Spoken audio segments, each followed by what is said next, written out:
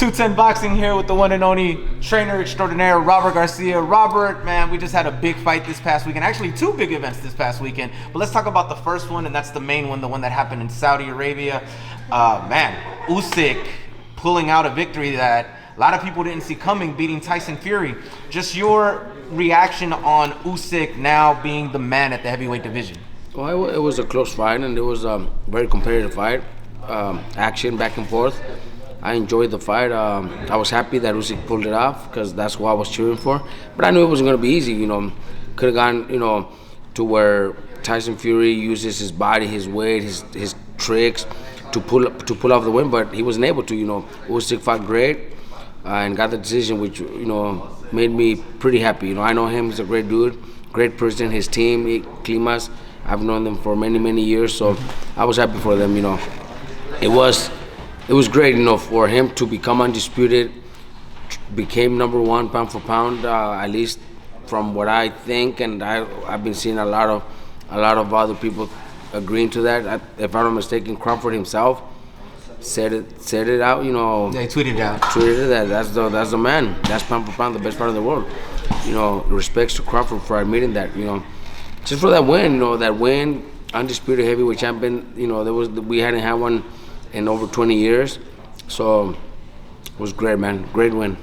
Let's talk about that fight, because that fight had multiple swings. Like the first two rounds you could clearly give to Usyk, and then from third to about the 8th or 9th round it was all Fury.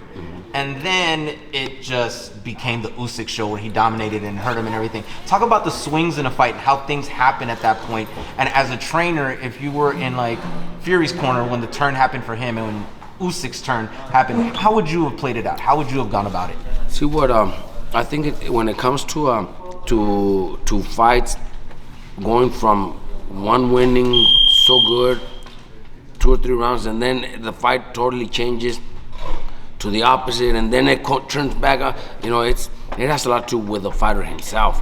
The fighter himself, how much he wants it, how much he trained for this win. To become the man. I think Usyk has done it before, where he has a really bad round and then comes back on the final round better than ever. He did that against Anthony Joshua, and he, like you said, he clearly won the first few rounds, and then Usyk started doing what we all expected and started doing his fight and started winning rounds. But that wasn't going to be enough for Usyk, man. Usyk was going to find a way to turn everything around.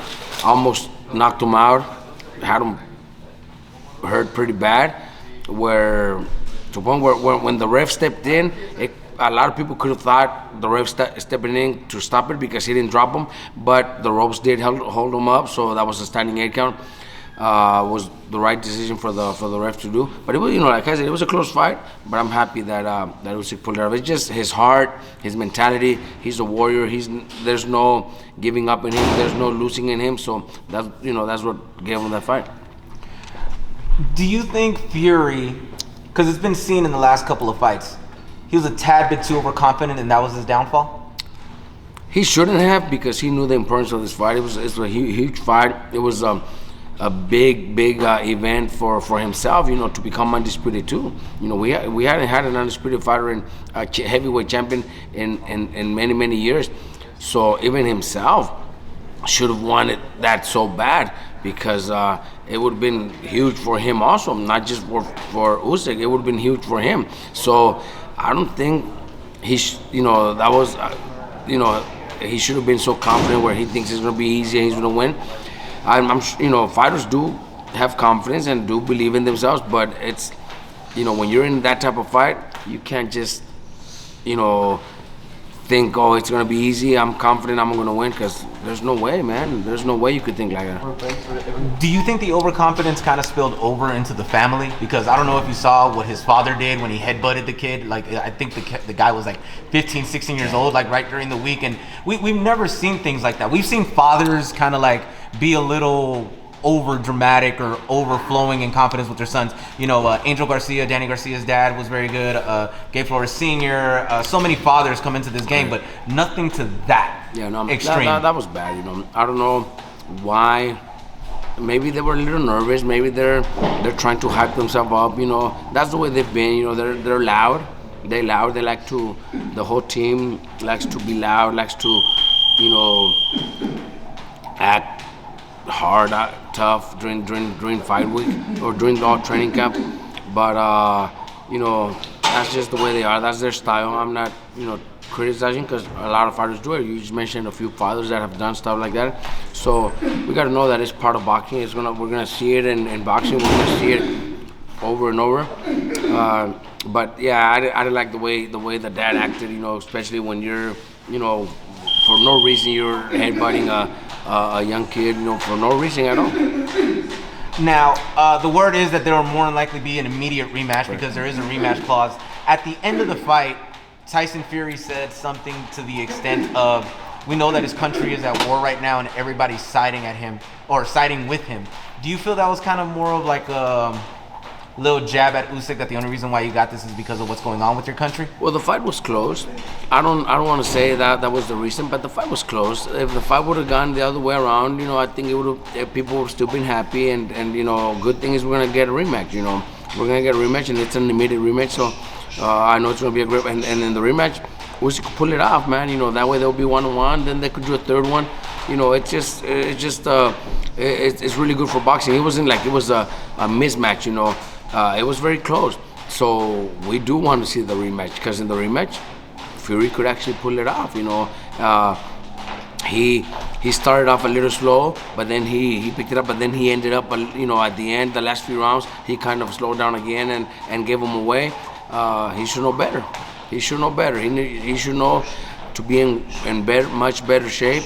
I don't know if I don't think he didn't. I think he trained hard, but when you're already up there in age and you've already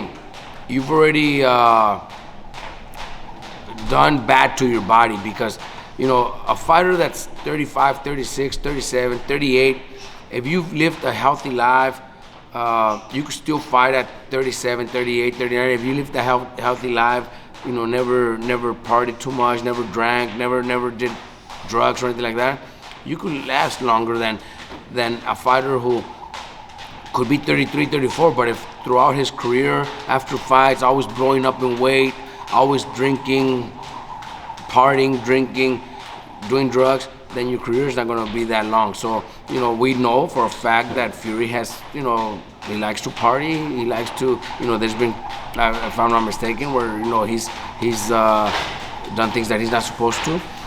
So maybe that's also something that no matter how hard he trains, his body's not gonna be able to do it for 12 full rounds. He has to take a few rounds off and maybe give a few rounds away, try to finish strong.